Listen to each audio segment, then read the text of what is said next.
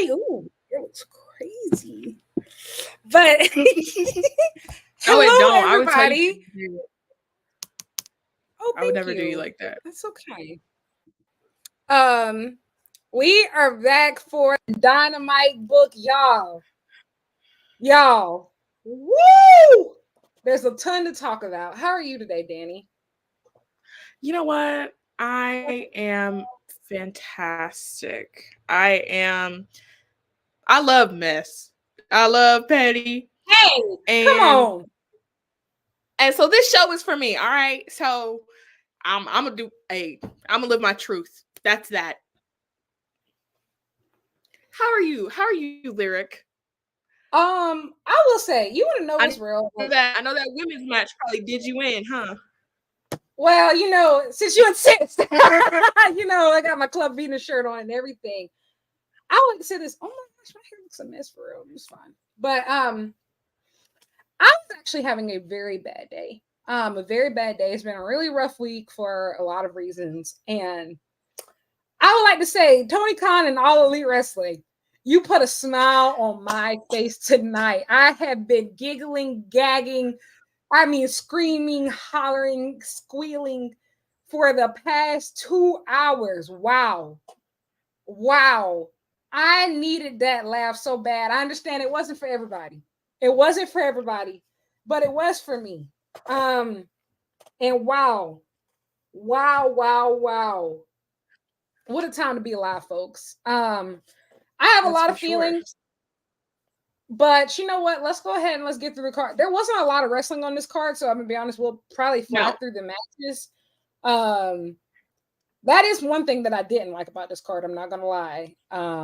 Agreed. Agreed. I am a very wrestling first kind of gal. Oh my god, the rating on Cage Match right now is crazy. Oh, god damn!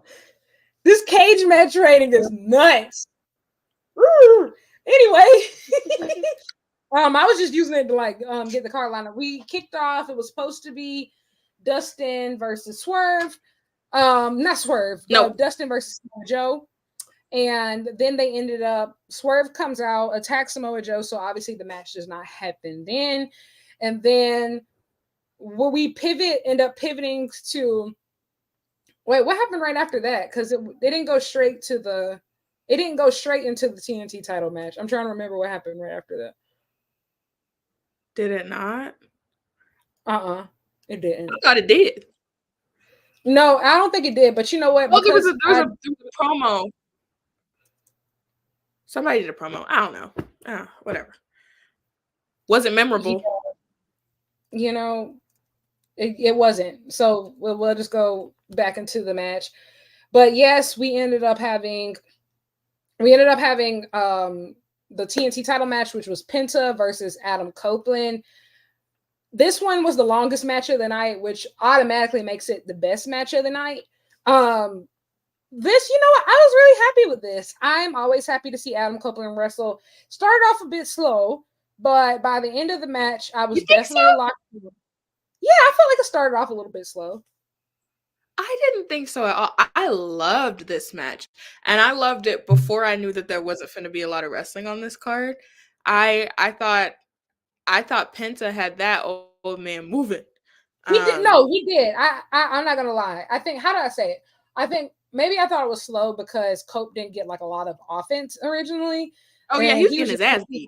He was getting cooked. It felt like a welcome to AEW bitch type match. Like, yeah, these ain't Monday nights. So like, yeah. But I was a fan of it. That power slam on the apron was tough. I loved it. And I loved the countdown in the corner. And the Tijeras also did me. Oh, your nails look so pretty. Thanks, Dad.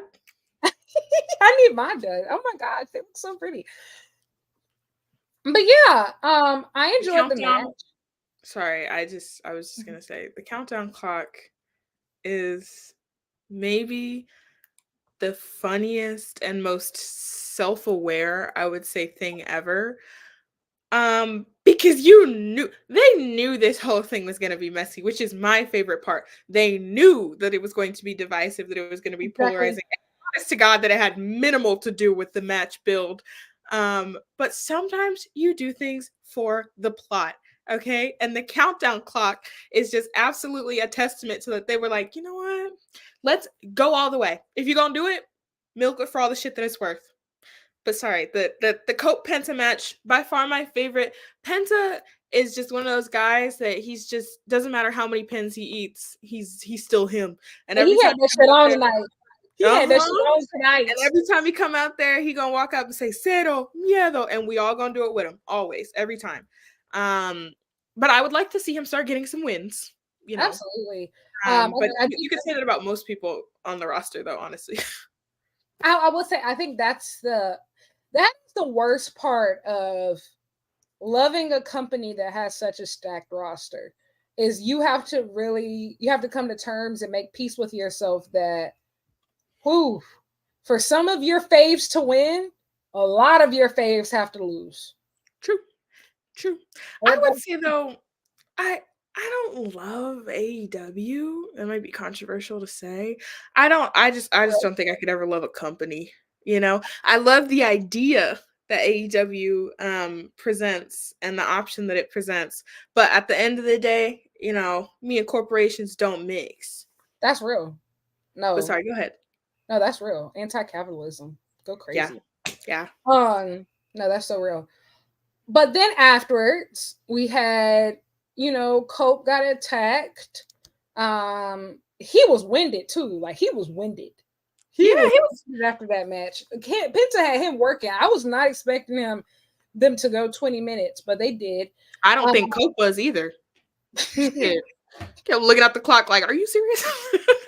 He was looking at the countdown his damn self. He be like, and that's not even a slight on Cope because he's been moving with with his Cope Open. Even before he had the title, he has been putting on some great matches. This was probably the lengthiest of that without any of the smoke and mirrors of the TLC matches or anything like that.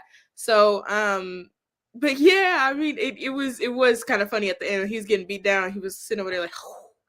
I was like, you got it, buddy. In and out. Yeah, and so he was attacked by Brody King. And then, no, wait, at first Julia Hart shows up, then Brody King, and then he's saved by Willow Nightingale. I loved this. I feel like it's a great way to get women more TV time. Agreed. To intertwine some of these storylines, especially, and that's why factions are important. I think that's why mixed factions are important, or having, women and factions with some of these men. It makes great crossover. It made perfect sense. And of course, I want Willow Nightingale to come save me. So yeah, that was absolutely perfect. We are already started saying then of just like, oh my gosh, this should be a mixed tag match. This should be a mixed tag match. That's not what I said. So wait, you didn't? What'd you say? No. I want Willow to beat the piss out of that man. All right. I like Stokely's idea. Both. Oh, handicap match. Real. Square up. Strong woman. Yes. She different.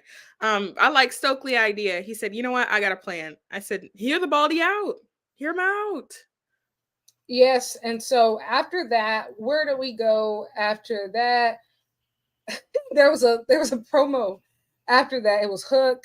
It was Jericho and Shibata, and Jericho was like, yeah, so y'all just listen to me, and Shibata, you're gonna come sit under my learning tree. I said, the fuck? Katsuyori Shibata under your learning tree? Christopher Jericho. And I mean, the craziness to say this mere days after the 7th anniversary of Okada versus Shibata, in my opinion, the greatest wrestling match of all time. Ooh, controversial take, but okay. It is a controversial take. Yeah, and it's one of those takes where I don't expect everybody to agree with me, but I do expect people to at least, it's certain things, like if you, it's certain things, like it's a couple matches that even if you don't agree with me, if you have like a very respectable match as your It's greatest up of all, there. exactly. I feel like Okada Shibata is a respectable match for me to say. Some people It's might just say, hard for me to rewatch. That's all. well, you know, I try to cut it off right at the end before he See, starts. maybe that's just me. It's like not even match quality. I just can't enjoy it fully. You know, I So can enjoy it because I know. now, Yes. yeah, Yeah. So I know it comes back. So like you know. but anyway. Wait, can I also say about that promo? Yeah. What the hell Jericho have on? Yeah. On the top, he looked like the nigga from the Cheetos bag, and on the bottom, he looked Chester? like sure. Is that the little bitch Yes. name? Fine. He Chester. looked like Chester Chester the the cheetah. Cheeto. Stupid, The stupid cheetah. ass. Okay. And on the bottom, nigga was the guy, excuse me, was wearing black and yellow like he just escaped from the B movie. So shut the fuck up. And he was talking and he was saying nonsense, and I understand it's all part of the storyline. Ha ha ha, whatever. Ain't shit funny for you, Christopher. All There's right. really nothing funny for me We're, now. we're not having fun. We're not having fun. And Shibata, I'm gonna get you out of there, sweetheart. I don't know what they did to you. I will. His part in the promo was very funny. But he can do no wrong in my eyes. Yes. But I'm gonna get you out of there. All right. I got big plans for Shibata to catch that dynasty. They might be saying, "Oh, Danielle, that's in a week." I have a vision. I like your vision. Shibata's been on TV too much recently to not have a match on Dynasty. Come on, just do it. You know, I'm a fan of it. Then we moved on to, we had a segment in the back. It was Eddie Kingston and Mark Briscoe. I thought, let me say, this segment was very chaotic. I loved every second. I loved every single second. Mark Briscoe is one of those country people with a wide vocabulary. Think of him like a more eloquent T.I., you know, with the big words and stuff. I like Mark Briscoe better. But you had Mark Briscoe and Eddie Kingston, and they're talking about obviously the Ring of Honor match. Mark Briscoe is the new Ring of Honor World Champion, and they're talking about the match that they have coming up at Dynasty. It's a 6-man tag: Mark Briscoe, Eddie Kingston, and Adam Copeland versus House of Black. Mark Briscoe said the word simultaneously, and Eddie Kingston said, "I feel confused. I don't know what simultaneous means, dog." Then Adam Copeland comes out. He's like, "Whoa, I got my shit rocked out there. True. We got to handle the House of Black." And, you know, Willow and Stokely out there. Stokely said, and I got an idea, y'all. We should have Willow Nightingale versus Adam Copeland for the TNT Championship. The crowd went crazy. Willow said, no. You know, but I mean, I was with it. And, you know, in my head, I was like, no, you know what? She's right. Hold off on it. Wait till she gets the TBS belt, and then we can have a belt unification. Be who is the true face of television. Mm-hmm. Exactly. Then it was obviously suggested for a tag match to happen, a mixed tag for next week, which is Willow Nightingale and Adam Copeland versus Julia Hart and Brody King, which is a bit of a preview tag for Dynasty, which is a very good call. And then and go ahead. I know I said you smell like what was it? Burger King and Newports. Yeah, but yes. I'm a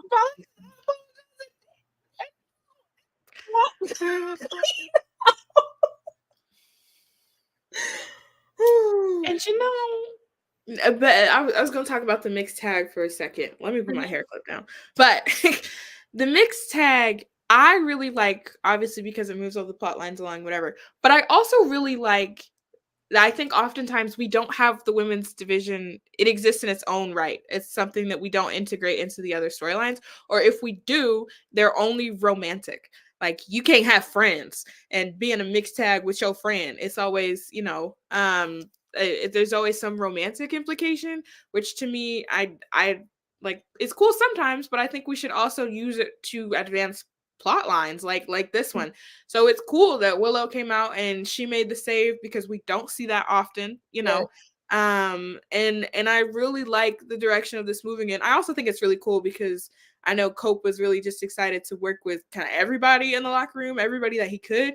And hopefully this opens it up a little bit more so people don't exist like in their own little silos, you know? I agree. I think we saw one thing that I do enjoy about AEW right now is I think that there's a lot of fluidity across storylines of like, you know, we'll talk about that earlier when we get to like the Okada stuff and like, you know, after all the discourse about all the FTR Book stuff, like everything really came together super nicely as far as like intertwining the two in that later segment. But you know what? We are here. We're finally at the point of the show where that's the part that everybody wants to talk about. The footage.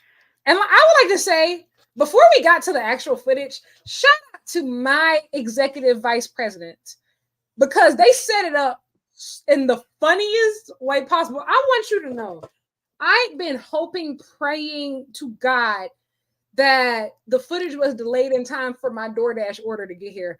And it did. It got here like a solid 5-6 minutes before the show. Countdown clock help. Shout out to the countdown clock. Like I said, I've been going through a lot in my personal life. I needed that laugh so bad. That laugh restored my spirit. That laugh reminded me that, you know, the sun would shine again. I know it wasn't for everybody. It taught me how to love. Yeah, I know it wasn't for everybody, but it was for me. I that word, I received it. Amen.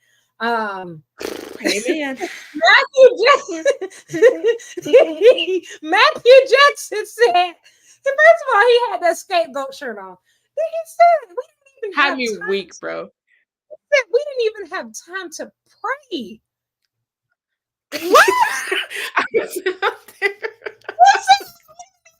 Time to pray. He said the first guy was our scapegoat, Jack Perry. Shout out to him. And the second guy was a guy who wanted to make everything about that. He said, this is your friend ruining our day, and you expected us to shake your hand? Okay. My brand of delusion. Oh, absolutely. Cause then I can't remember which one of them was like, you know what? Maybe FTR orchestrated the whole thing. Me. Maybe they were back there. I mean, I'm sitting up there. I'm like, who knows? I'm just following their ass up. You know, get the cork boards out. I don't know. Hey, this nigga spit. You might be so okay. Cool. All right. Let me get into this footage for y'all. Okay. Because first off, I know I wasn't the only one. Everybody kept saying, oh, they're gonna show it. It's gonna be for real. I didn't believe it for a second. I was like, so when they actually pulled something that looked like it could be the footage up, I sat there, I was like, oh my God, they were serious. That was my first reaction. Do you want me to share the screen? Sure. Okay, hold on. Sure. Let me AJ, you're funny. Let me find it. Hold on. But as Lyric does that, okay, there's no way to talk about the footage without pissing somebody off. Luckily, though, I don't give a fuck and I don't work for none of you bitches. Here's what I mean, okay? Oh, go ahead. What'd you say? No, oh yeah, she said her neither. Nah, we'll clock whatever we want. All right. So we promised an analysis. As you can see here, all right. Let me think. Facts. You can't just spread. I can't believe this shit is happening. Dealing with the fall. Wait, let me see. Where was it? I'm trying to get EVP caps on, and we respectable. Just keep talking. I'm just gonna talk about it. No, it's good. So as you see here, we had the setup trying to somehow relate this back to FTR Bucks. I gotta be so honest. It is so clear to me that this has minimal relation overall. They just really wanted to show this fucking footage, which is hilarious. That's even funnier. That nigga don't work here no more. You know what? You know what?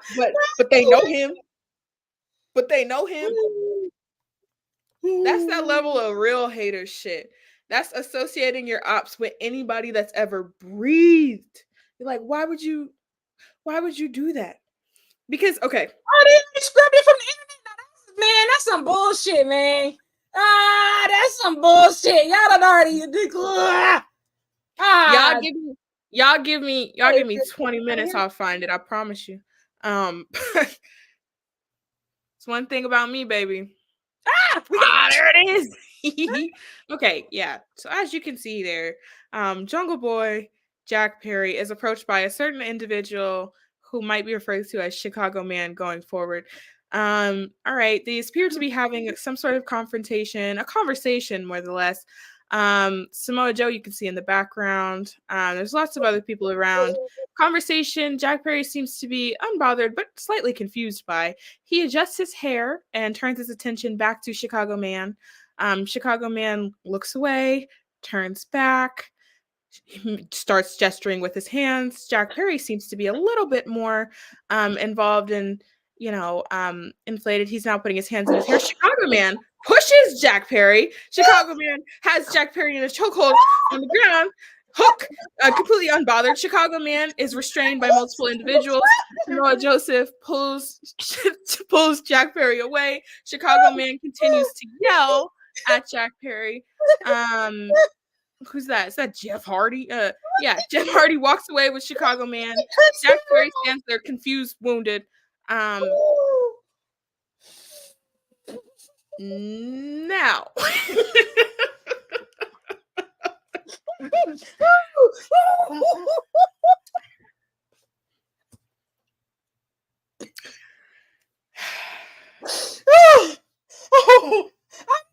Gonna lie, bro. I feel bad for y'all who wasting your time doing Twitter discourse today. This shit is funny. This is funny. Laugh.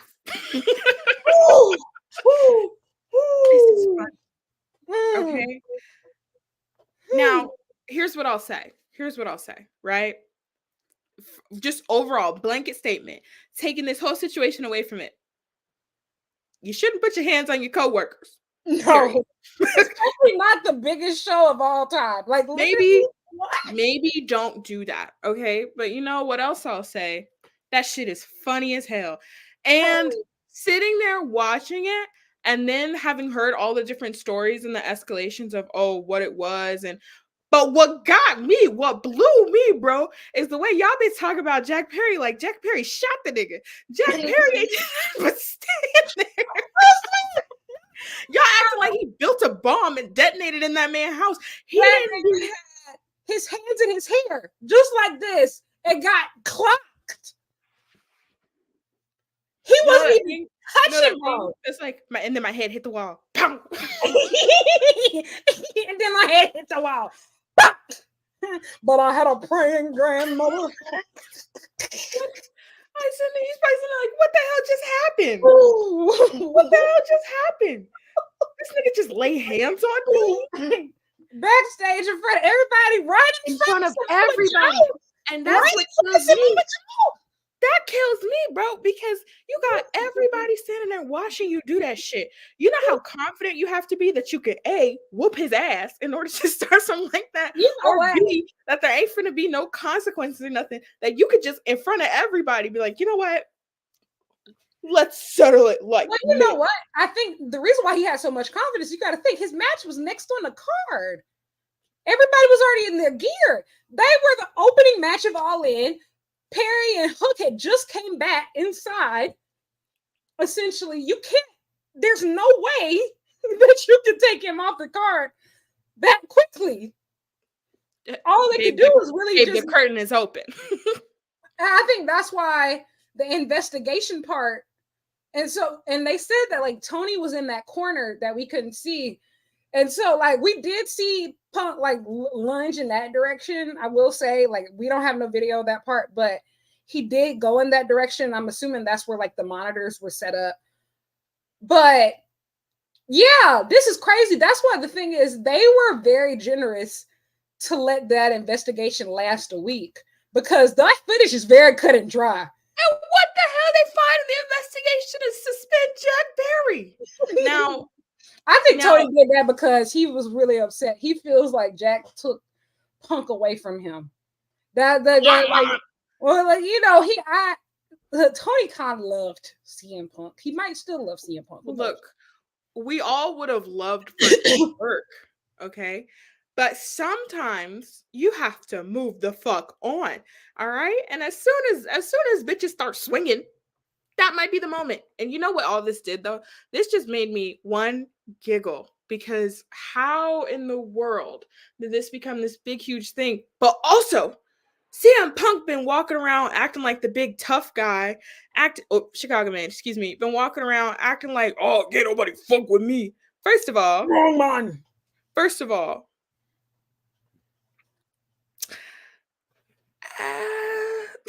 you took a cheap shot on the son of a soap opera star. I just Harry son on a descendant of Beverly Hills 90210. That's how you prove who you are. That's what you're standing on. And I think also for those of us who are going to Windy City Riot this week in Chicago, I think it ups the stakes a lot, because either Jack Perry is going to get the biggest heel reception of his entire life, and he's going to be this hated villain, or he's going to get cheered, which means that Chicago man, hey, everybody don't fuck with you like how they used to. And I think it's one thing to like, and I will say at the end of the day, yes, Chicago fans are Chicago fans, but as we've seen, wrestling fans, there's different types of wrestling fans. I think that New Japan fans tend to be AEW fans. And as we saw with his Collision run, his popularity was not what it used to be in AEW when he first came, when he came back, even in Chicago.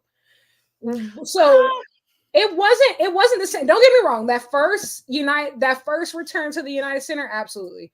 But his appearances afterwards, the chants were very split.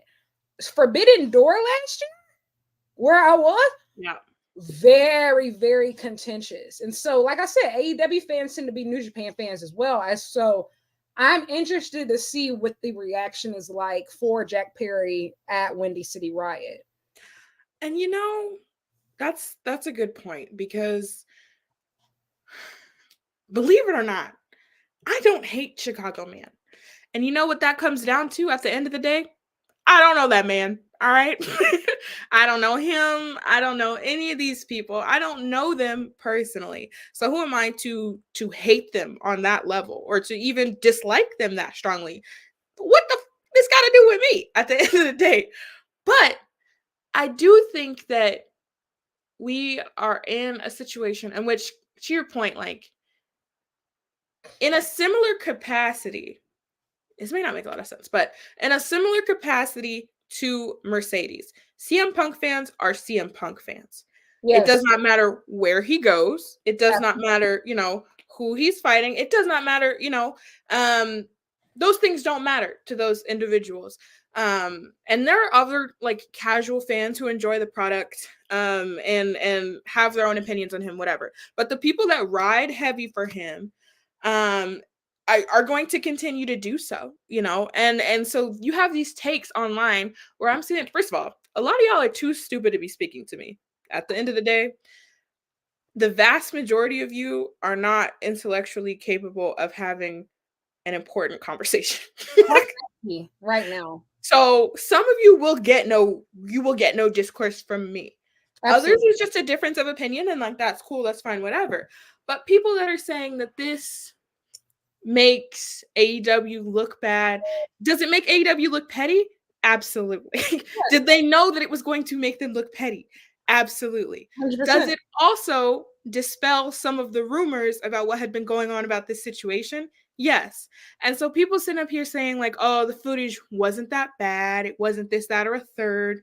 Like, actually, if you read the earlier reports, the footage is exactly what, the other camp said that it was, and so I'm just not going to entertain or engage with people who are like, oh, this just makes Punk look cooler. assaulting people is not cool, regardless of who it is. No, it's not. I don't care. If it was my favorite wrestler that did that, I would have to be like, man, you can't be doing that. You can't be doing that, you know? And be like, oh, like, you know, it wasn't that bad. He didn't even do nothing. Why did they fire him for this, that, and a third? Also keeping in mind that there was another incident that we haven't seen the tape for that, you know, everybody got suspended for there too. It's like, okay, but at some point you make that split that's necessary for yourself and for the company. And I think it was beneficial for him overall. He's doing better in WWE. He's well received in WWE. Fine, whatever. Oh, why are you doing this stuff? And why are you bringing this back up? Because he keeps bringing it back up. 100%. And if you keep bringing it back up, but I have the tape to tell you that that's not the truth, at some point, I'm not going to let you keep regurgitating the same dialogue, the same characterization of these people involved. Because watching that tape, there should really not even be a reason why we were suspending Jack Perry, talking about Jack Perry, because there's no situation except maybe slurs in which your words should dictate a physical response. And even like, here's the thing, we can't even obviously there was no audio, but based off of body language alone, it didn't seem like Jack was particularly riled up. Like, he seemed like he was chilling. Like I said, we didn't hear it. And this is how I feel about it. I was once the world's biggest CM Punk fan. Like, not CM Punk fan, CM Punk stan. Like, since I was a kid, he was everything to me. Like, obsessed. Like, I had a straight edge bracelet that I wore every single day from, what was it, 8th grade? All the way through my freshman year of college. I used to be, it's my bruv bracelet. Sorry, go ahead. Sit there. And when I said I was one of those people, because I would be to other people, well, I don't drink. I'm straight edge. Because CM Punk, this is my senior year of high school, my freshman year of college. I'm telling everybody I'm straight edge. Like CM Punk, keep in mind, he's already left wrestling. I'm still like, just in case. I'm just like CM Punk. He's a rebel. He stands up against the establishment. He was my hero. So, like, it brought me no joy to see all this happen, because I originally thought he would be a perfect fit for AEW. And that's why, like, even at a time where I was super busy, I was rarely home to be able to watch wrestling. When I found out he was coming to AEW, I'm like, oh, bad. Like, I'm buying this pay-per-view. Bleacher Report prices. Really buying this pay-per-view. Like, I was like, well, he's always been a rebel. He's always championed the little guy and stuff. And so I'm not going to lie. I was very disappointed by his run post Double or Nothing, 2022. Everything before that, gas. I mean, gas. Pure gasoline, just fire. But this is how I feel about the situation. I think, and somebody says here, no one in this situation looks innocent. The Young Bucks and their crew for sure were passive aggressive to Punk throughout his whole stint. People don't think about the mental side of things. Punk clearly just wanted a way out of his contract after the Young Bucks and their posses probably singled him out and were passive aggressive to him. I would feel kind of bad for Tony in this case, but here's the thing. I don't believe that, and I don't agree with that. And the reason why is CM Punk, whether you like him or not, is one of the biggest stars of the 21st century in wrestling. Getting him back in wrestling was important, not just for Tony, but for everybody. You know, like, nobody, I think, went into those situations saying, I want to have beef with CM Punk. He's a draw, whether you like him or not. Like, and I mean, towards the end of his AEW run, that draw definitely started to wane. But, you know, he is a draw. He matters to people. What he says matters to people. However, at the same time, I think what Punk didn't realize is that in those 7 years that he was gone, wrestling changed a lot. It changed a lot. And I remember he was the one, he was saying, oh, I'm leaving because There's no alternatives. There's no this. There's no that. And I'm gonna be honest, at that point, I wasn't really watching other wrestling outside of WWE back then, so I too believe that. But guess what? There were other people, and they were in Ring of Honor, and they were in New Japan. Punk didn't go back to Ring of Honor after that. He talked about Ring of Honor in the pipe bomb. Did he go back? No. Did he go back to this place? No. Did he go to New Japan? No. And there were people who saw the need for an alternative, and they actually created one. They didn't complain about it. Like, and I'm not saying that everybody needs to start a wrestling company whenever they don't like something. Please, God, don't. Some of you should never have the book. We have too many already. We had too many already in some ways, but I do think that it's unfair. I think he thought that, like, oh yeah, if I say fuck the elite, everybody will say fuck the elite. Not here. I don't know if I agree with that point. I think that I agree with some of the stuff he said. I think his insecurity started to get the better of him. I agree. And it's not even. Go ahead. Oh, no, I was going to say, and so I don't know if it was, I don't even know if it was conscious efforts on his parts. I don't even think so, yeah. I don't. But I think that between the injuries and being called out by Hangman in that promo and having been gone and not wrestling for 7 years, I think that there was a lot of imposter syndrome, maybe. I don't know. I can't read the guy's mind. I don't know him. But that's how it comes across, especially when you see footage like this where you're like, okay, this did not require, we obviously can't hear anything, but whatever. But it seemingly did not require any sort of physical response. But I think that you have other things going on that, and I just think at one point, like, is it possible that the elite were the problem? Yes, fully Absolutely. possible. We don't know these people. 100%. Is it possible that before that, WWE was the problem? Yes, absolutely. Is it possible that Jack Perry was the problem? Yes, could be. Absolutely. But what is the common denominator in all of these things? And what at what point, do you start to be like, okay, well, could it maybe be that you're not handling these situations in the best way? Because everybody in every locker room has conflict. Everybody in every workplace has conflict. Everybody has people that they don't like and people that they don't get along with. We all handle it differently, is what I'll say. And I just feel like, and maybe this is me, just the Black woman in me talking, the grace that has been repeatedly given to a white man for mental health reasons, quote unquote, is, well, you don't understand pushing people. Actually, no, nobody gets pushed around more than women. Have you ever heard of women getting physical in the locker rooms when they don't like something? Have you ever seen a woman at a press conference go crazy about her booking and said, fuck everybody in the locker room while eating a muffin? No. I have never. And have you ever seen a Black woman stand up for herself and still have a job afterwards? Absolutely not. Whether you just felt like he was standing up for himself or not, this is privilege personified. Clock it. To do any of this, especially now that we know from his own mouth from the interview last week that not only were you just a wrestler, you were on staff just like the Bucks. You had an executive position just like them. So let's talk about, if we're talking about power dynamics, if we're talking about how everybody was ganging up on you, you had power too, but both in front of the camera and behind it. It's privilege. Period. And to piggyback, no, it is.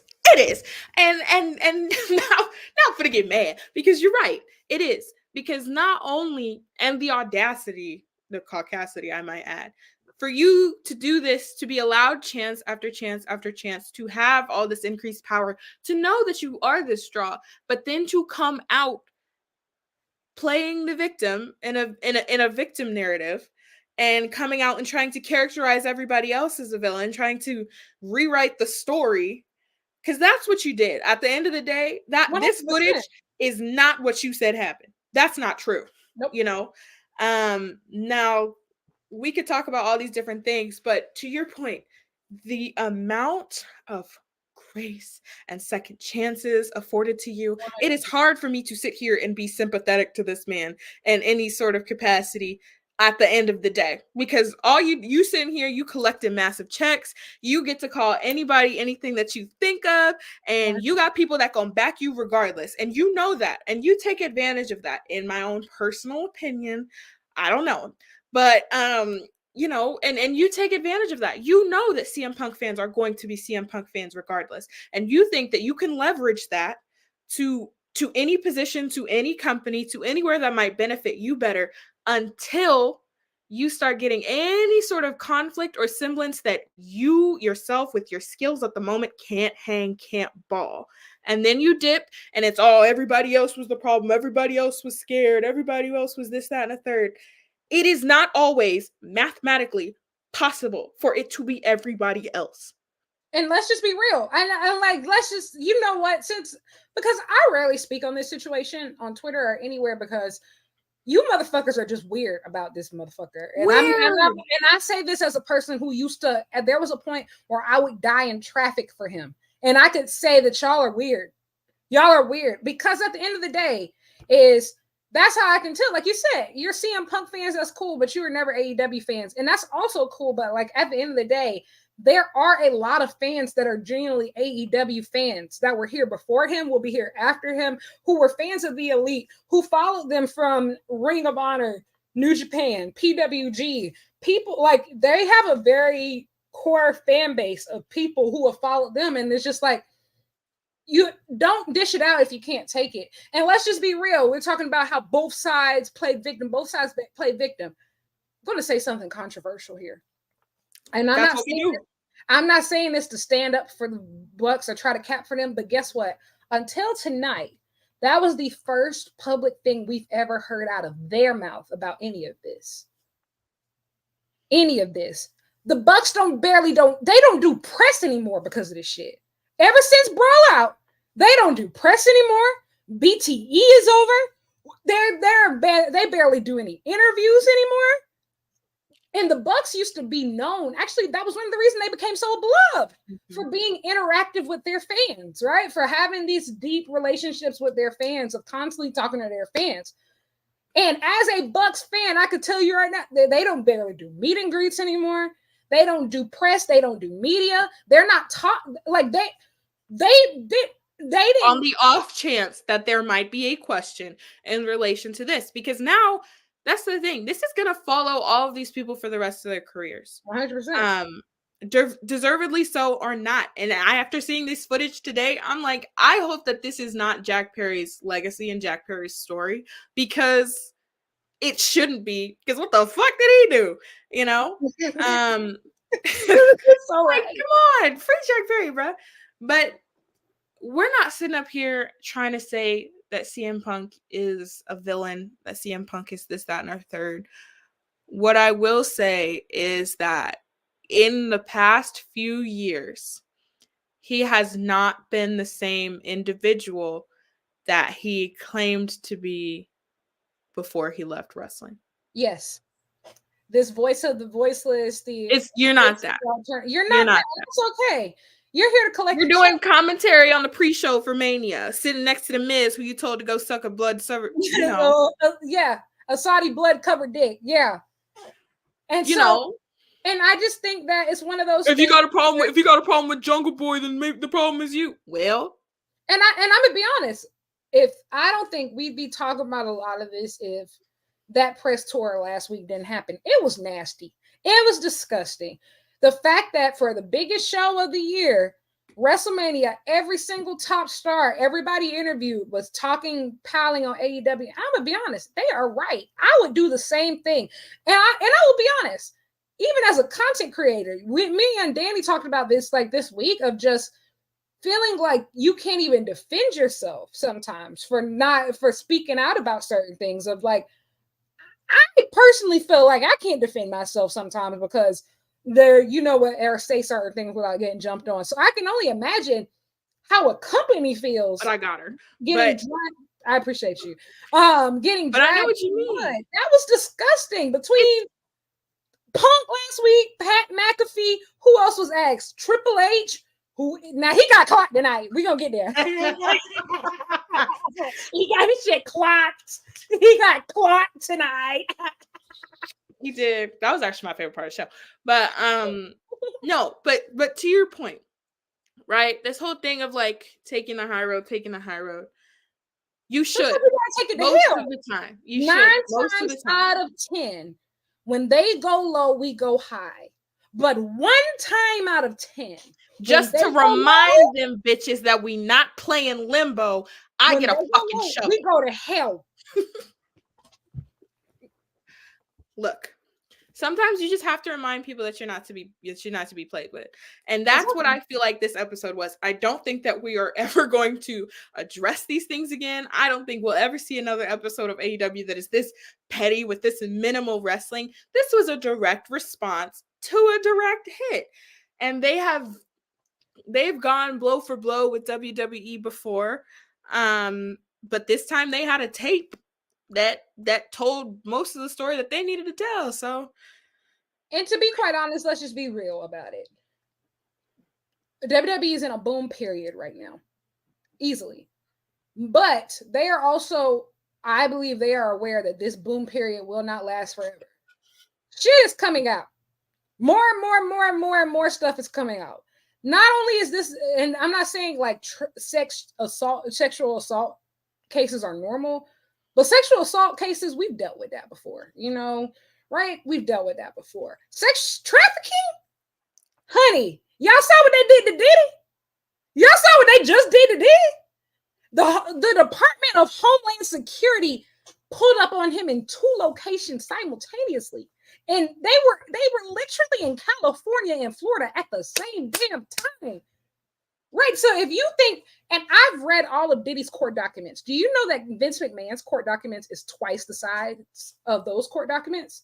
About 40 extra pages. Everything is coming out. And so that propaganda, all of that. And here's the thing. Everybody has realized in the last 5 years that if you want to distract from something, if you want clicks, if you want engagement, shit on AEW. It's a never fail. That's how so many podcasters get paid. That's how companies get paid. That is literally it. No, There's it a is. lot of deflection going on. There's a lot of deflection going on. And so I think that a lot of that was simply just trying to distract people. And clearly it worked. But just because that is that's their motive, that doesn't mean that AEW has to take it. That doesn't mean that they have to take, being used as the scapegoat for other people's deflection techniques. Especially when you got to think at the end of that. And also people know that rights deal is coming and it's about to be huge, whether people like it or not. All of this drama is taken away from the rest of the show, especially Swerve, man. He and Joe deserve better than this. I actually don't disagree with that. I did feel like after this segment, it was hard to refocus on the show. It definitely was. 100%. I will say and it was, and then I think there was so much, it felt like car crash booking in the sense of like so much easy shit just kept happening. Back to back. Then when Will Ospreay came out there talking, I said, not you. I said, all right, guys. But look, if this is a one-off in which they're like, okay, address all this shit and then move the fuck on, then I like it. If this continues to be a thing where it's like, where we're doing this regularly and responding, not everything needs a response. This, I would argue, kind of warranted it, I agree it was warranted. And I'm going to be honest. If last week did not happen, I would not have said it was warranted. If the Ariel Helwani interviews didn't happen, I wouldn't have said it was warranted. If all of that didn't happen, if all those little nasty comments on that WrestleMania pre-show, everything that was being said didn't happen, I don't think they should have done it. Go ahead.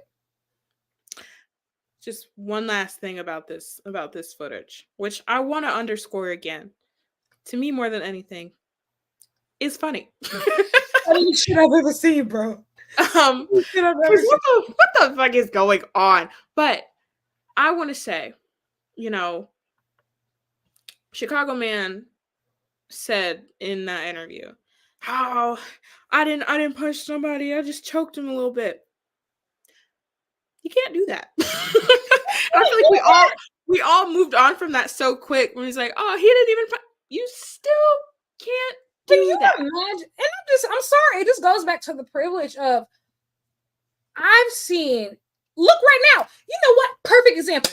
Perfect example. Let's go back to all these allegations coming out right now, right? Ronda Rousey just said that somebody was touching on her jawstrings. And the amount of people who said, oh, she's lying, she's making that up. Ronda Rousey, as much, you might not like her as a wrestler or whatever. At one point, she was the most popular athlete in the world. She never needed wrestling.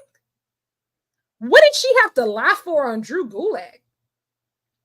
And when you, and the fact that a man is able to just joke about, yeah, I just choked somebody a little bit. And everybody said, oh, you're so silly. You're so crazy. What? You're funny. When, guys, he just choked him a little bit. Guys, this just made me love him more. When women speak up about abuse, assault a little bit, first of all, you're not even believed, let alone accept it, let alone applaud it, let alone celebrate it. And this is all happening in wrestling. This is all happening within wrestling. Stuff happening right now concurrently. And we're applauding somebody flat out saying, yeah, I just be choking my coworkers a little bit. Yeah, he beat his ass. He beat his ass. You can't. What? And the thing is, you're in your 40s. That's not a normal thing to do. Jack Perry isn't what his mid-20s or something like that. And you know, if you've ever gone to therapy, yeah, they'll use the term well-adjusted. All right. This was not a well-adjusted thing to do. The way you handle this, sir, not well-adjusted. No. All right. Now, I won't come for you too hard or too crazy because I myself am not well-adjusted. But sometimes you have to look back at a situation and say, I probably could have not did that. Not go on a podcast and laugh about it. Also, I promised last thing about this footage, but I mean, ain't shit to talk about on the wrestling side. So, but last thing about this footage, I forgot. So. I have something else to say. I think as a person who is, I'm not well adjusted. I'm still slightly unhinged, but I have gone to therapy for years. You do. And you know, I don't know, man, y'all. Like I will say, it's just like I know people are just like, this shit has gotten beyond tribalism. I do think some of you are genuinely just, don't care about the truth. You don't care. Like, you don't care. Somebody said he was provoked. That's fine. That's the thing. Even if you are provoked, being verbally, quote unquote, provoked does not equal. You can't hit people. And you know what? And especially, no, I'm going to say this real quick. The nastiest things have been said about me, to me, on the internet.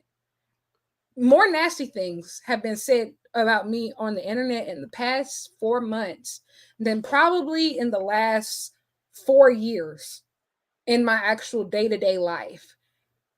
I would love to smack the shit out of a lot of you. But unfortunately, I just can't do that. Because guess what? I know I'm going to jail. Go ahead. I was going to give a similar example. When I was at the university that I attended, the worst experience of my life was the victim of several hate crimes, actually. Now, I will say, nothing in the world will make you want to hit somebody more than a fucking hate crime. Talk about it.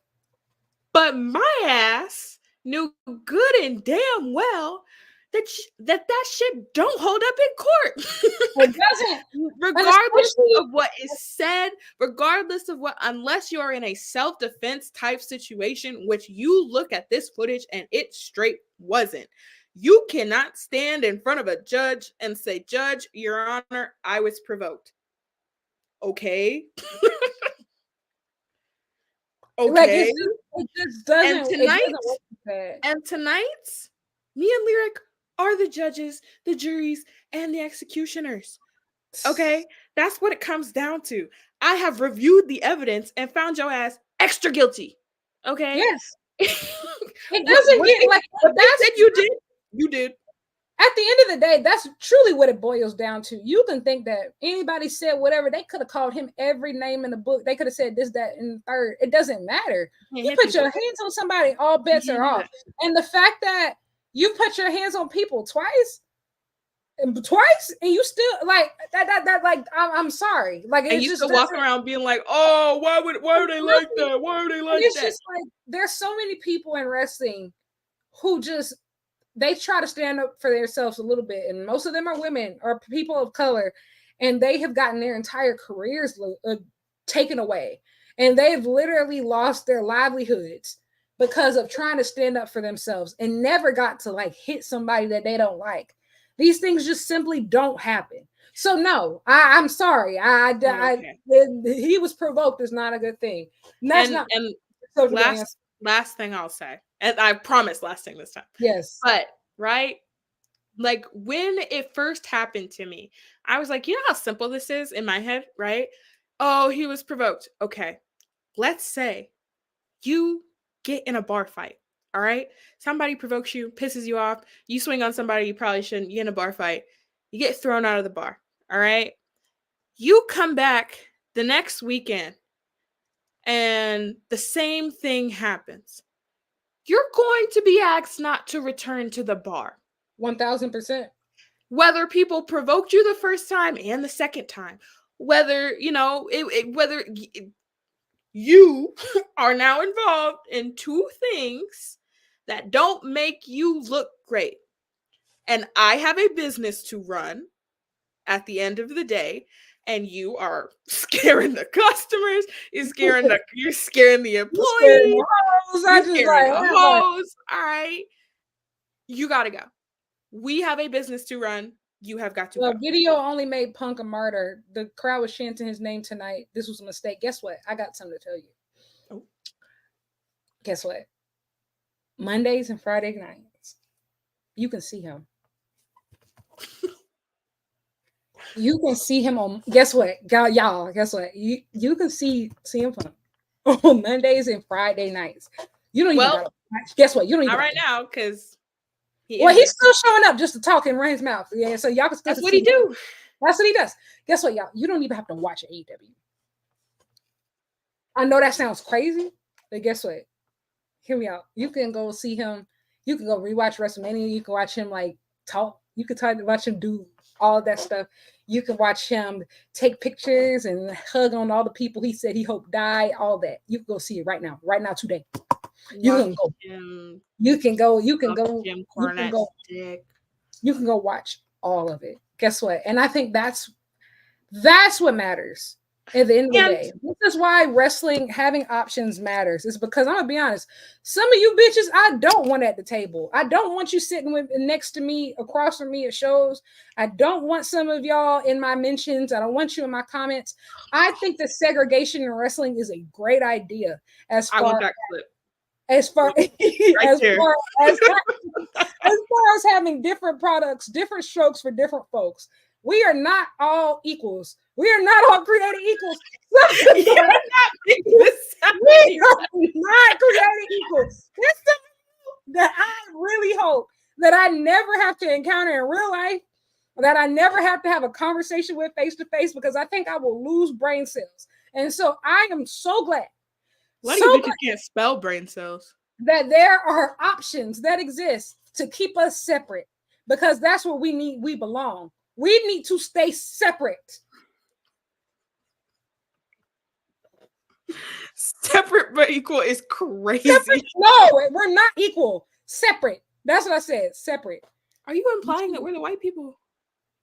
No, it's not even the fact of equal, because I think like different wrestling is, some people think sport and entertainment is better. Some people think professional wrestling is better. Some people think TNA is better. I don't fucking know. My thing is, those are the three options. Those are the three options. Wrestling, sports entertainment, and TNA. The three genders. It doesn't have to be particularly equal. I'm focused on separate. Because like that's the problem. I think that was the problem with a lot of that. It's too many people who were clearly not on the same page. Like I think that was also the problem too with like a lot of this. Like you got some people, we talking about elite, talking about heart, soul, and spirit. People are like, well, what about the dollars and cents? Do you like wrestling? Or do you just like numbers? And you statisticians? Fun yes. Fact, right? This is what I was going to say. None of you bitches on the stream, not me, not Lyric, none of us work there. Why are you watching everybody's pockets? Watch the goddamn show. Shut up. Tony Khan is not cutting your ass a check. Neither is Triple H. Shut the fuck up and watch the wrestling that you like. Get the fuck out of my mentions. Why do you care what I have to say? You don't fucking know me. Get the fuck out of Lyric's mentions. You don't know her. Yeah. Who gives a fuck about the numbers? And if you want to do that, go be a goddamn statistician. It's one of those things that's like, don't nobody want to look at no fucking graph when they talk about hoops. Who the fuck want to talk about numbers in a hoop conversation? Get the fuck out, bro. So, and that's why I'm gonna be honest. I hate the phrase "enjoy all wrestling." No.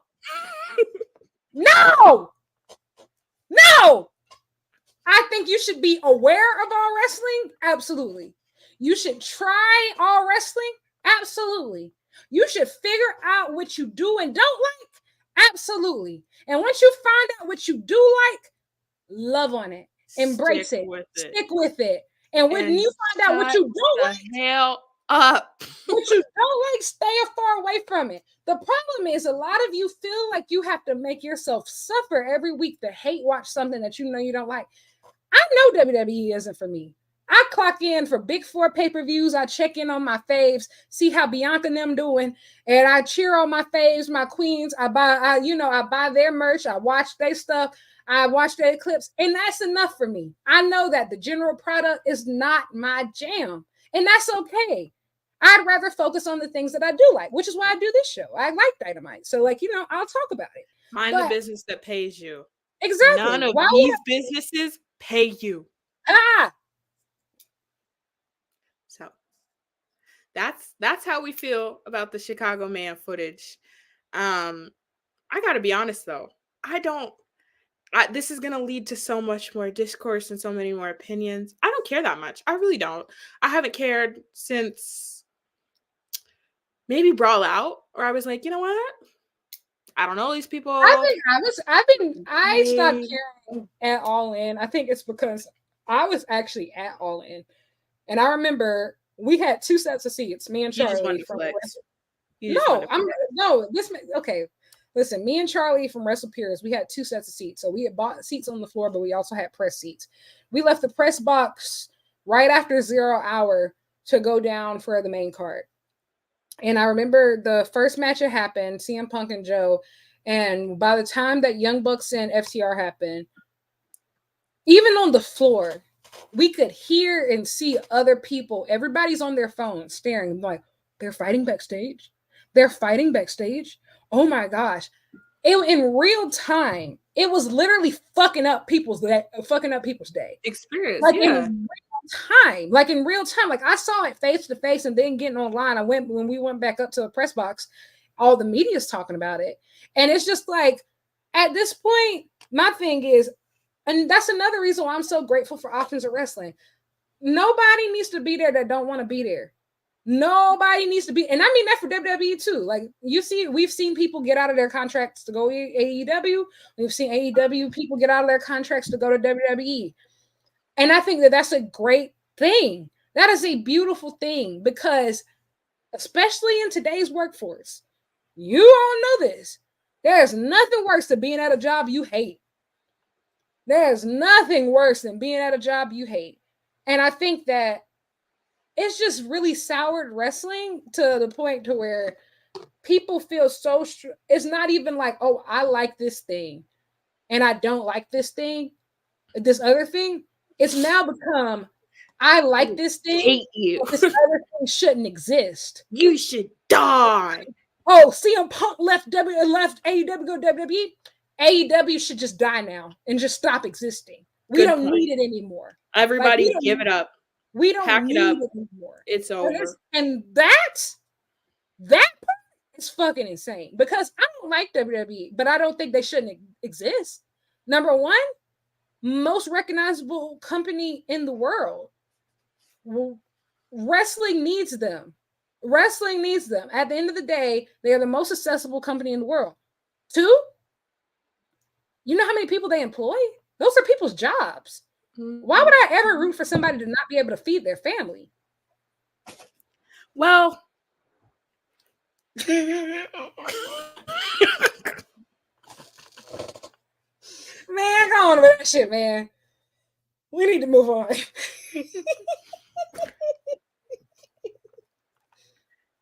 All right, that's enough.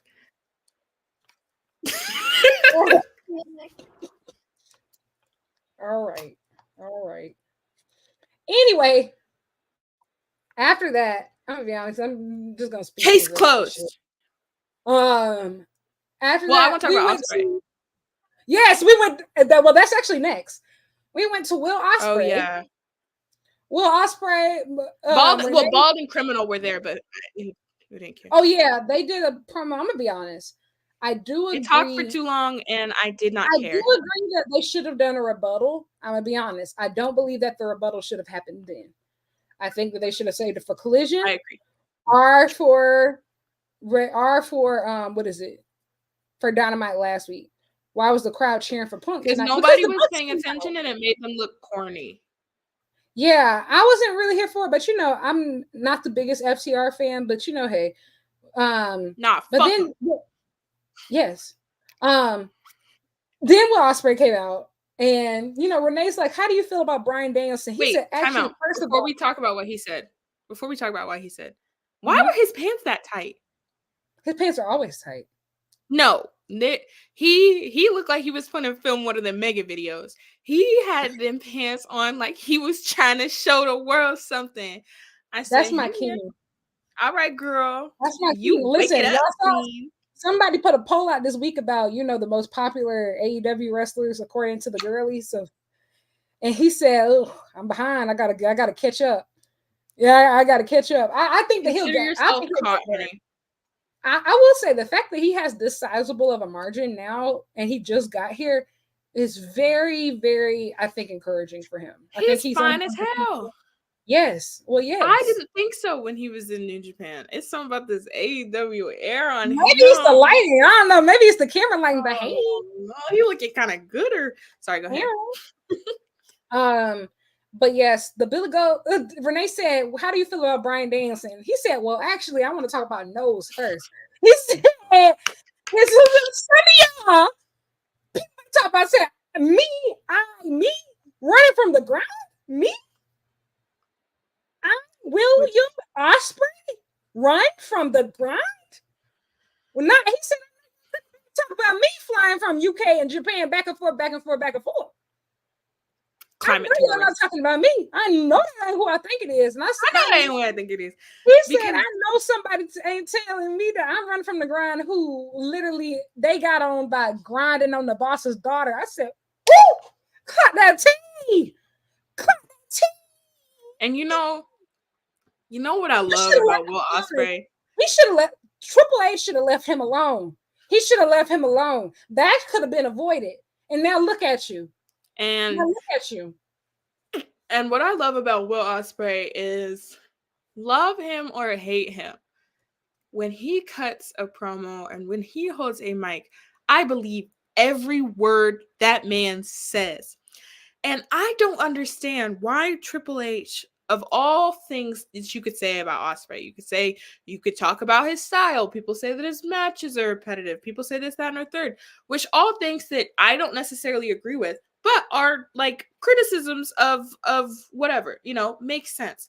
For you to say somebody that has built their career on the indies, someone that has put in crazy work in Nuge to get themselves, to invest their stock and to get themselves way up and up and up the card for somebody that works in all these different promotions all the time, when you don't allow your athletes to do that.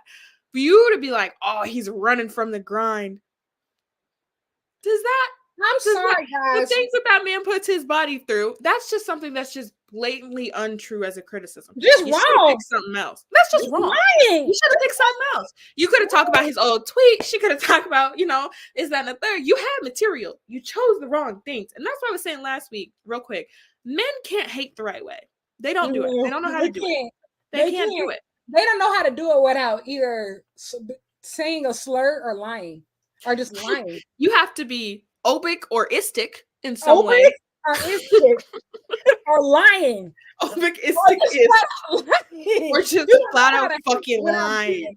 Don't know how to hate without being homophobic, xenophobic, misogynistic, sexist, misogynistic, racist. They don't know how to hate. You're not dedicated enough to the craft of hatred.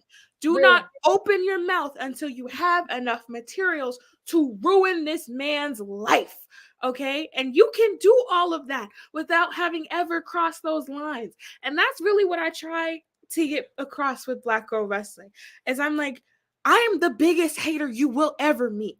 I promise. And if you ever follow me on Twitter, you ever follow me anywhere, I'm not known for my kindness.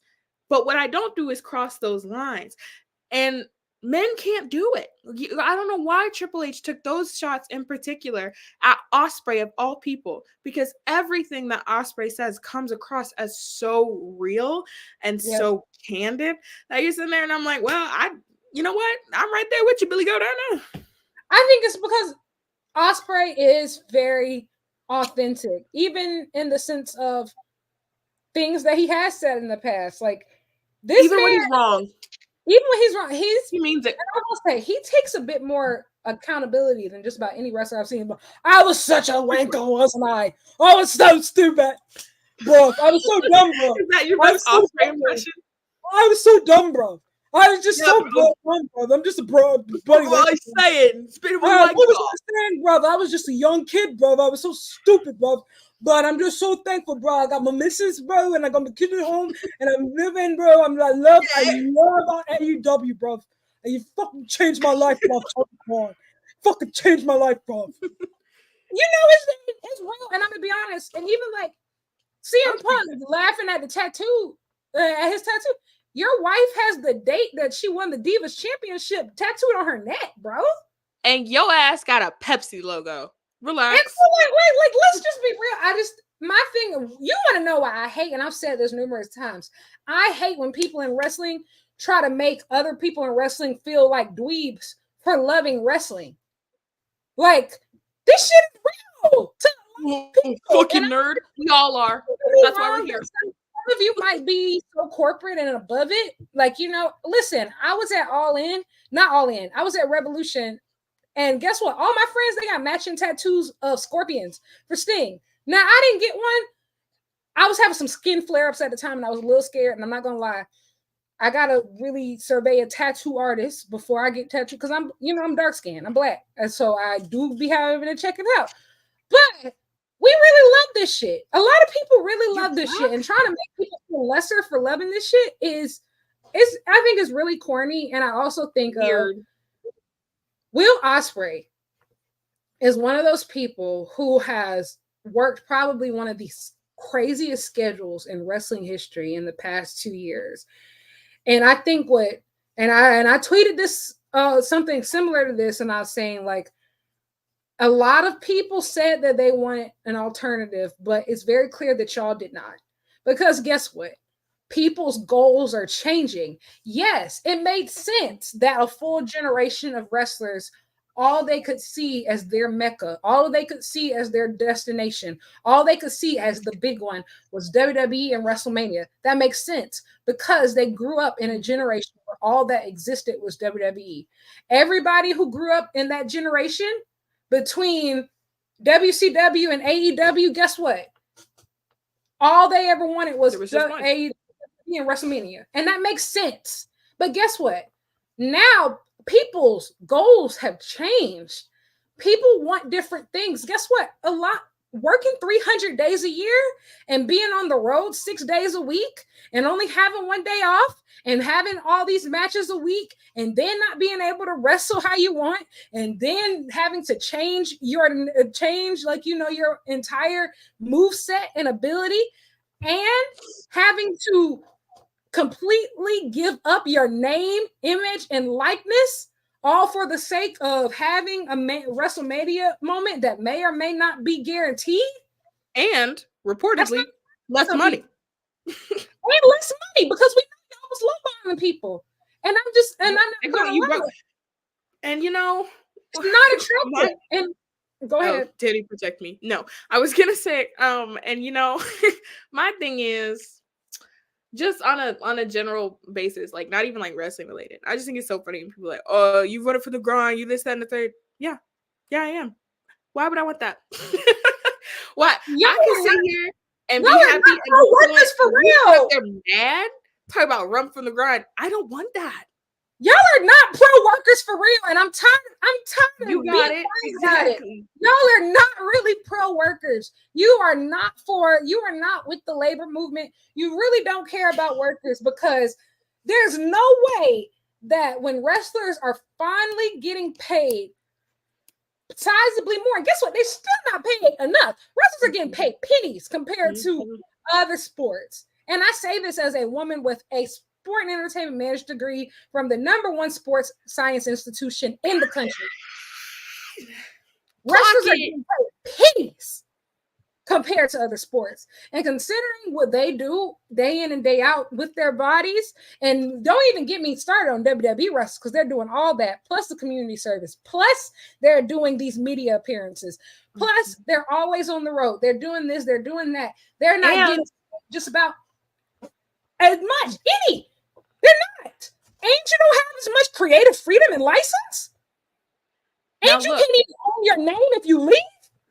And look, that is not to say this. Everybody has to make their own individual choice. Absolutely, 100%. But my guy, looking at the package that is offered over here versus what is offered over here, I know which one that I would take, and it's not even a matter of match quality. It's not even a matter of opponents or things like that. At the end of the day, you are a person that has a life, and all of these things get factored into these decisions. And I just think it's really funny of all the criticisms that you could leverage against Ospreay to say that he don't work hard when that is just categorically untrue. It's funny.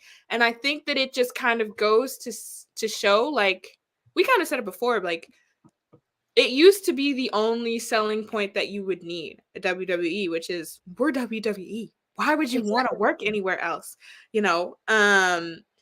But at this point, you see in the package that other people are putting together. Hey, it's 11:35. Say what you want. Fuck it. Niggas. Yes. I put together, and you're so confident that you don't even really put in the work to be recruiting these free agents the same way, because you're like, 100%. You think that you got them, you know? Absolutely.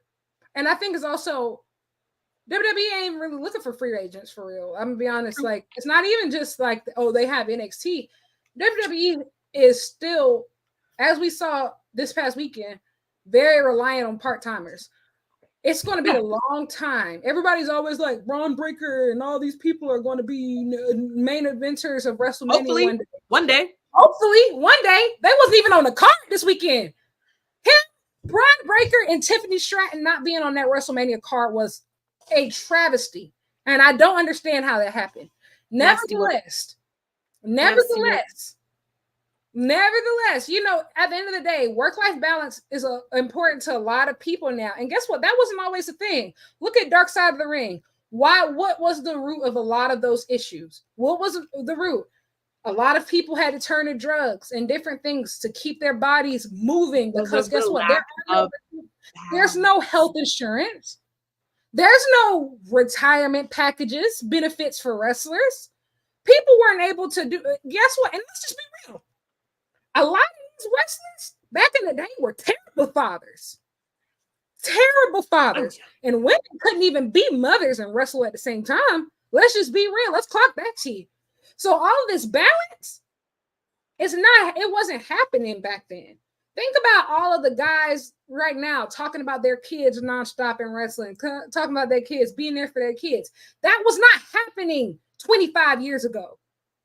Dustin Rosa tell you himself. He says that the dad that Cody got was not the father that he had. Mm-hmm. At all. And like, you know what's funny? Go ahead. No, I was just gonna say, I think it is funny that you can say a lot of things about us and about this show, about whatever. You can pretty easily rely on a couple of things. That is somehow, some way, even if there is no relation, we gonna talk about Kenny Omega. We gonna throw that nigga name in there somehow. That king. We're gonna talk about how capitalism is the root of all evil. Absolutely. And you're gonna get some obscure reference. Last week, I was talking about transcendentalism, and Lyric was talking about Andrea Bocelli. We have a different target demographic here. Absolutely.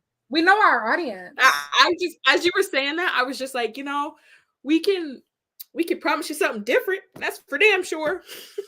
I think it's just like people want different things. And I'm going to be honest. I just think that we need to normalize people having other goals in wrestling of different mountaintops. And lives. I will say this, even as a content creator, I have been told by people verbatim that, oh, well, nothing that you do matters unless you get to cover a WrestleMania one day or a Royal Rumble, or that doesn't matter. You're not really doing anything. Fuck that. You want to know what my pinnacle was? The Tokyo Dome. And I did. And it was the coolest shit ever. The coolest shit ever. Lyric, like, in light of today's events, it feels particularly cruel. I'm sorry. I didn't mean to. I'm just trying to tell my I'm playing. Talk your shit, queen. I'm just saying of just like different people have different people have different goals in wrestling, and different that's okay. Goals. I think, and they should, and that's what keeps it interesting and different, because the market would be so saturated if everybody just wanted one thing, and we would lose out on a lot of great stories from a media perspective, and a lot of great matches and wrestling from other perspectives. And wrestling can't grow if we're all fighting for the same spot in that WrestleMania press conference. It just can't. It can't. Wrestling cannot grow like that. And to bring it back to like a Will Ospreay, thank God that we have wrestlers who say that, no, my dream is going to Japan, and then I want to do this. I want to go around the world. I want to do this. I want to do that. Like, I think that that's awesome, because guess what? We need stars to make it okay for people to have more than one dream. Cool. Having one company that you can make a living wage off of is a terrible idea. And we're seeing the effects of it now. Everything that we're seeing right now, all of the stupidity that we're seeing right now from fans and everything, all of this was created by a monopoly, because people genuinely didn't realize that other wrestling exists. And now people are in their 20s and 30s and they can't comprehend anything new. Their minds can't adapt. Their minds literally cannot adapt. There's no space up there. You can't take it. They literally cannot take it. Their brains are about to break. And then when you call them on it, well, you just expect too much from us. And like, my thing is, guess what? I'd look at it like this. If you think you like wrestling and you're only watching one product, I guarantee you're going to love it so much more if you expand your mind. Not even talking about AEW, I'm talking about everything. Like, I thought I loved wrestling growing up, and when I finally got out of that indoctrination that I grew up in, and started watching other things, oh my God, changed my life, changed my entire life. I don't know. Y'all want wrestlers to work for pennies every day to get a squash match at WrestleMania, and I just don't fucking understand it.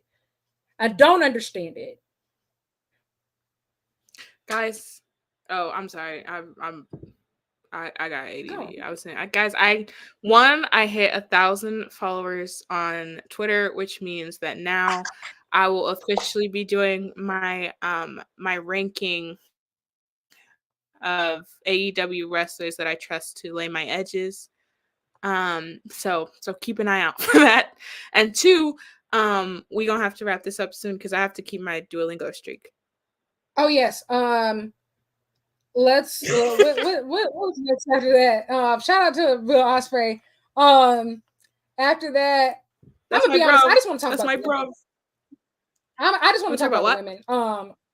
I just want to talk about the women. Let me sum up the main event. It happened. It didn't need to. Then Swerve beat up Joe. Also, Shibata got pinned. Don't know why. But at least Lee Moriarty won. Got the pin because when I catch a little bitch ass, get the fuck away. When I catch you, Shibata, I swear to God.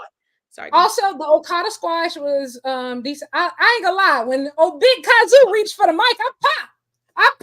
I love him. And he looked like such an asshole. He did. I will say, he looked like such a dickhead that whole match. I said he did. I loved it. I appreciated it. But I want to talk about the women. Shout out to the women. A lot of women were featured tonight. A lot of storylines were advanced. Obviously, earlier in the show, we saw Willow and Julia.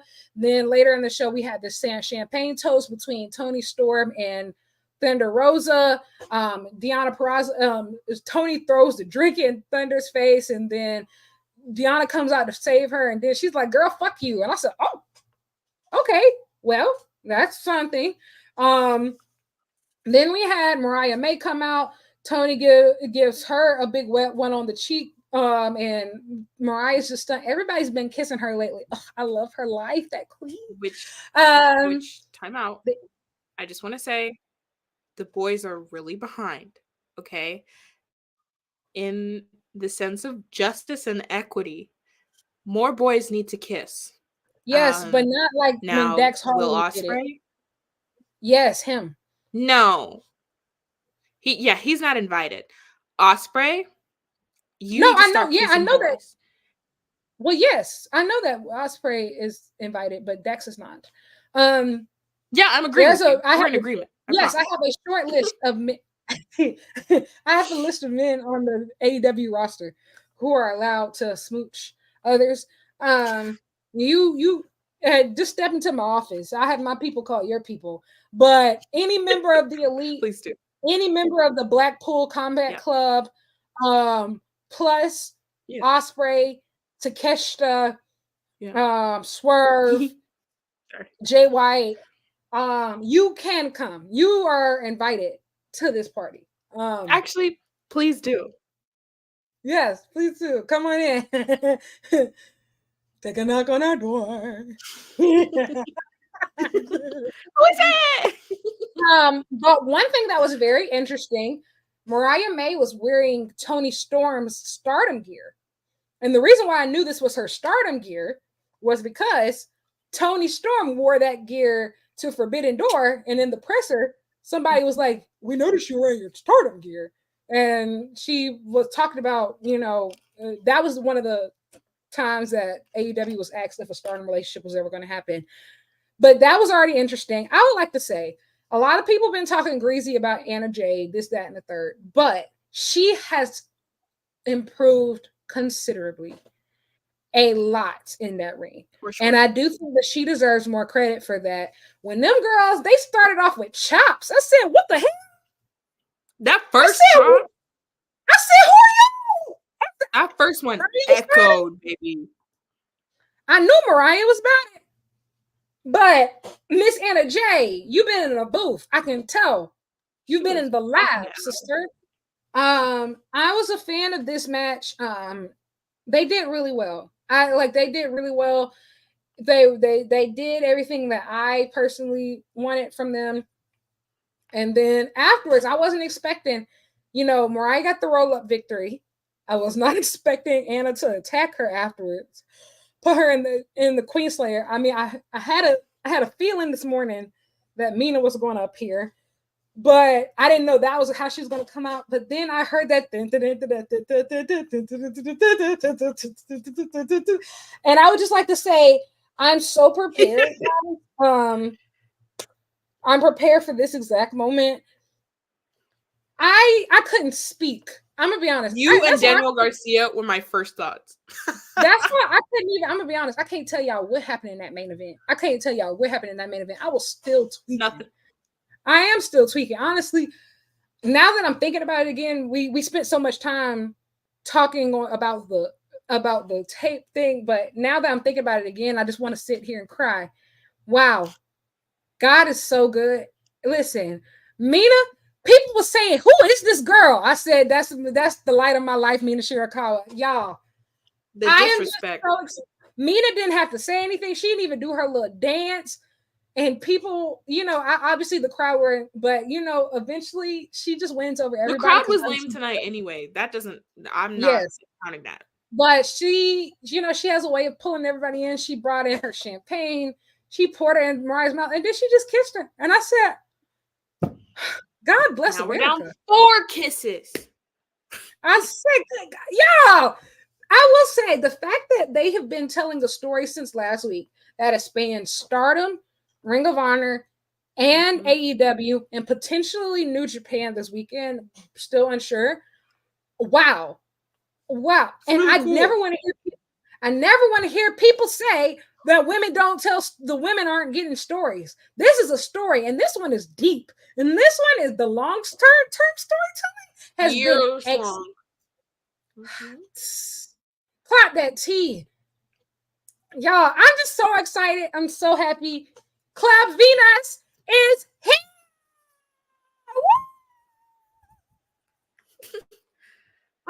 Mercedes also got attacked.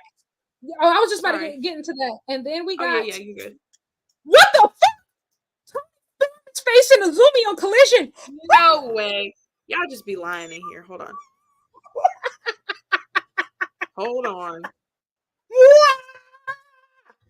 Woo! Oh my gosh. Oh yes. Oh yeah. Oh yeah. This right here, this is what I live for. Inject this right in my veins, brother. Give me one of these. Oh yeah. Oh yeah. Oh yeah. This is it. Listen, man, fuck that video. We talk about real stuff now. We get into biz naive. Real hoopers. Real hoopers only. If you're not a real hooper, do not come. And I'm gonna be honest. Tony Storm, don't bring that timeless shit over here. No. It's game day, baby. Listen, look at that. Look at that. Wow. Yeah, look at that. Isn't it beautiful? Look at that. Look at it. Tony, you gotta put in some fucking work. Don't piss me off. She ain't got no choice with Big Azumi. Azumi. The way that how fast she be going, she'll spin around on your head like Bantu knots. Don't blame her. Right idea, wrong bitch. Hello. Please, y'all's thoughts on Abaddon going to Stardom? Who's going to start? Who? Are there deadass? Who's going to Stardom? Abaddon. I real life feel like. Sorry, I'm not doing lingo. I real life feel like y'all be lying to us sometimes. I don't think. Oh, I think that was just a rumor. It's not confirmed. I was about to scream. Oh my god. I'm gonna be honest. Terrible idea. And we got other people.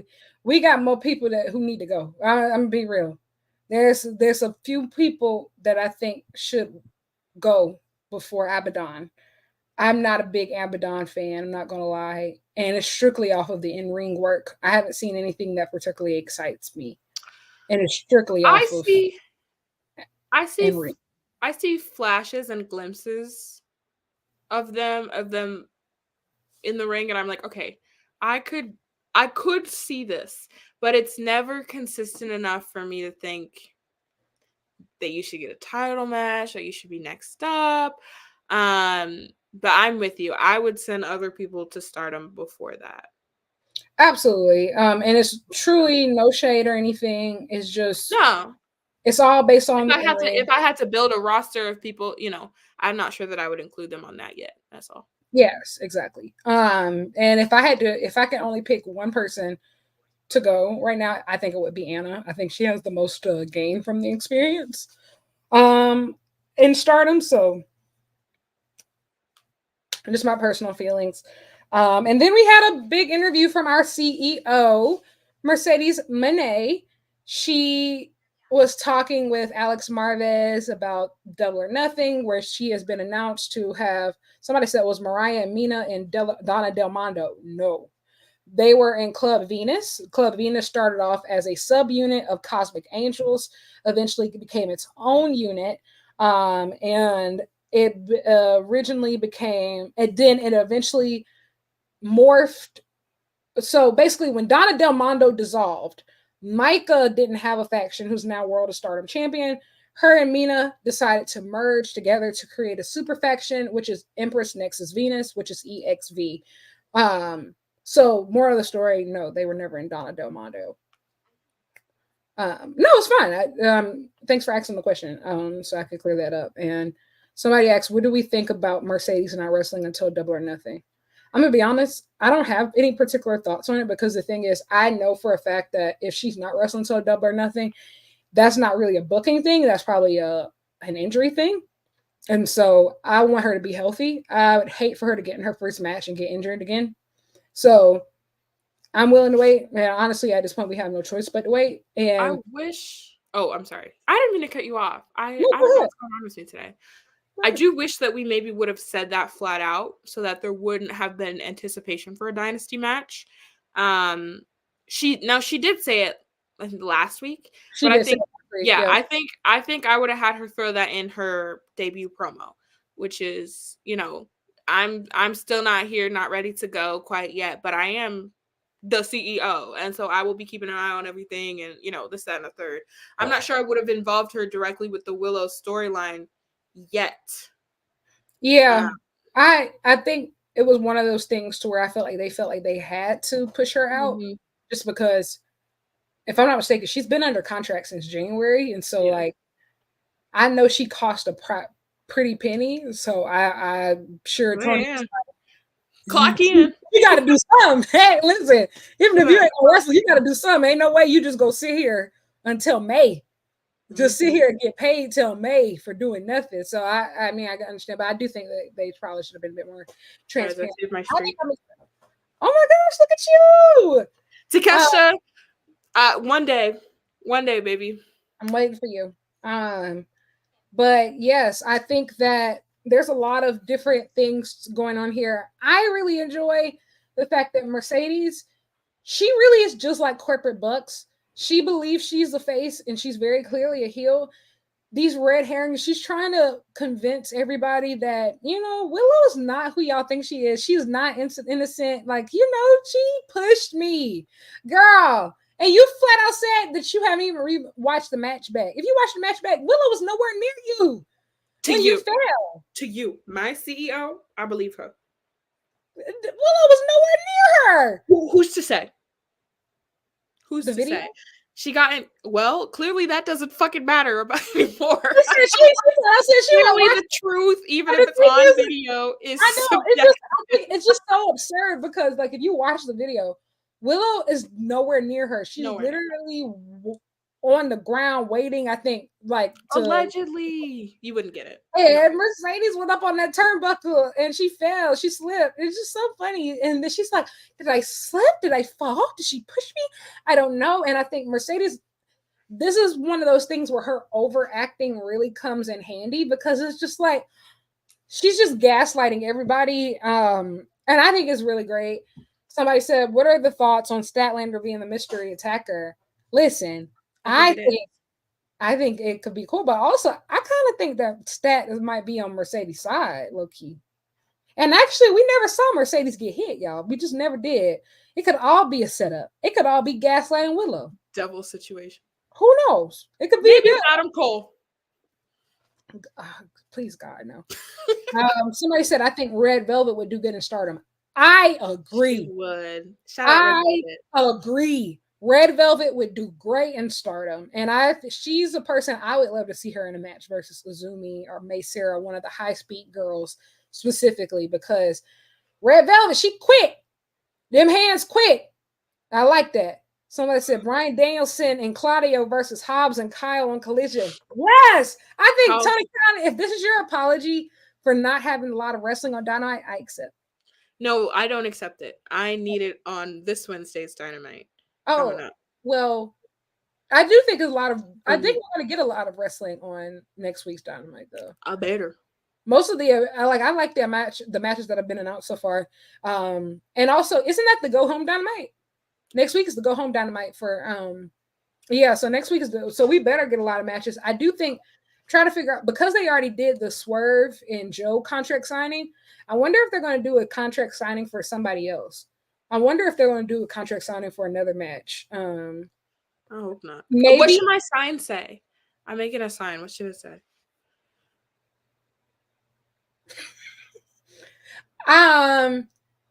The good part of me says, "Oh, it should be something cute for Willow." The bad part of me has said, when Swerve wins, you should have a sign that says, "This is for the DEIs."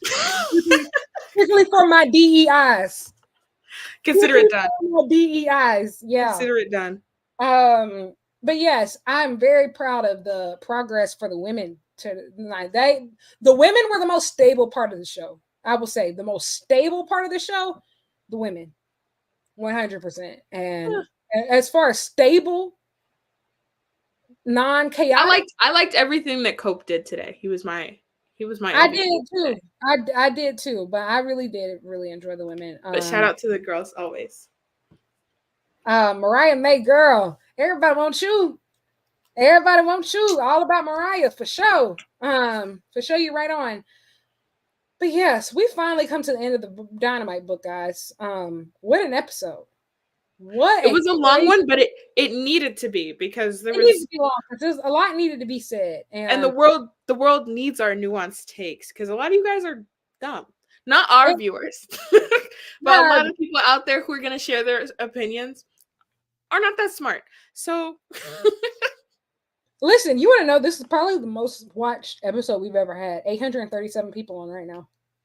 Why? I mean, hey, but like we did tell people that we were breaking that shit down. Like, who's that man? Steve Kornacki. Yeah, we did. People we did. We went in. Women of the people. The People's Princess, the locker room leader, Mid-America's sweetheart. That's me. What are your monikers? I need to work on that. Okay. We'll brainstorm. Well, I got you. Yeah, we'll circle back. We'll circle back for some synergy there. Mm-hmm. Mm-hmm. But wow, thanks everybody for listening. Thank you for everybody for tuning in. Dani, where can we find you? At the club, or at Black Girl Wrestling on Twitter, or at Dani Don't Miss, but I prefer you follow Black Girl Wrestling on Twitter and on Instagram and our TikTok too. Yeah. Y'all have a TikTok? Yeah. I say this like I don't even have TikTok. I don't know how to use it. Say, damn. So Lyric, don't follow us. Lyric, well, remember Lyric, we didn't even hype our big match at Dynasty. So I'm like, clearly that was shade. Because, you know, me and you finna fight at Dynasty. You don't even remember. Yes. You're not ready. I'm not. I'm gonna go ahead, Lyric. Where can they find you until next Sunday? You can find me at Lyric Wrestling on the Twitters and the Instagrams, and you can subscribe on YouTube at Lyric Swinton. And yeah, stay tuned. Both of us will be in Chicago this weekend for a Windy City Riot, so that should be fun. Are you gonna be at the press conference?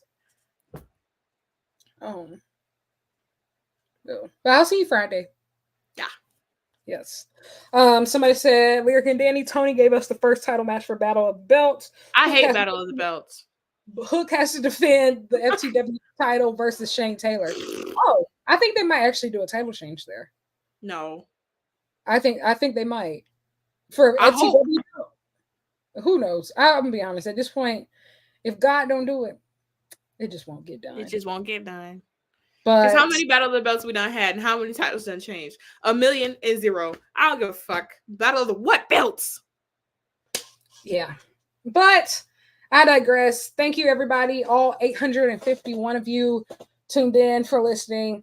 It's 12:02, and guess what? I still haven't packed, and I have a flight in about 5 hours. So need to go do that. Yike. But I do appreciate all of you for listening, and we will see you next time for the next chapter of the Dynamite book for the Go Home Dynamite for Dynasty. So talk soon. Bye, everybody. Bye.